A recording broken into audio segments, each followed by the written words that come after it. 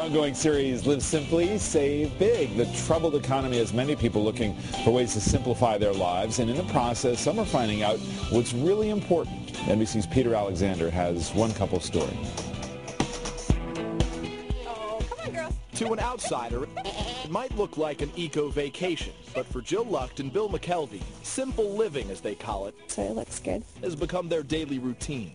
I find a great deal of joy in living just at a slower pace and being aware and mindful of what I'm doing with my time as well as my money. I think that's what they were doing. So how do they save?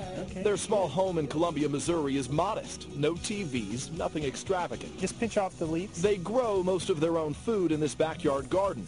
We can leave them for now. Jill milks goats at a friend's farm in exchange for cheese. I love to consider myself a cheapskate.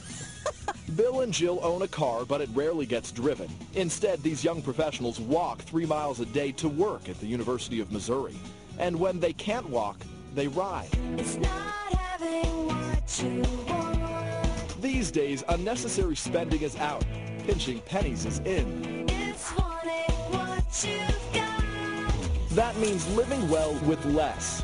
Rather than life in the fast lane, try life with purpose. We don't want to run around showing off new things, new purchases. We want to show off that we have great friends, that we have great times, great giggles. And, of course, great bargains. Here in New York City, they call this a free meet. Put your wallets away. It's just as important to give as it is to take.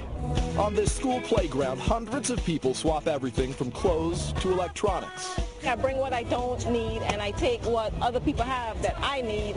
It works out perfectly for everyone. Your child has outgrown old toys? This is nice. Trade them in for something new. No money necessary. The goal is to keep usable items out of the landfill.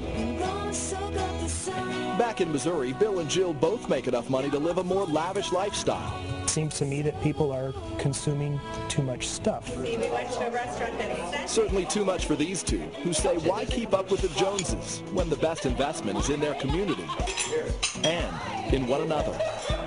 For today, Peter Alexander, NBC News, New York. You sort of wonder, though, what will happen when things get better. People will continue to follow. But it's a good question. I mean, I think a lot of couples get to that where they think, how can we fundamentally adjust our lives, stop consuming so much stuff? Right. Have you started that yet? Not so much. Not yet. But he's thinking about it. No, we've talked about it. We've talked about it. That's right. Well, they were in their convertible drinking dump very young.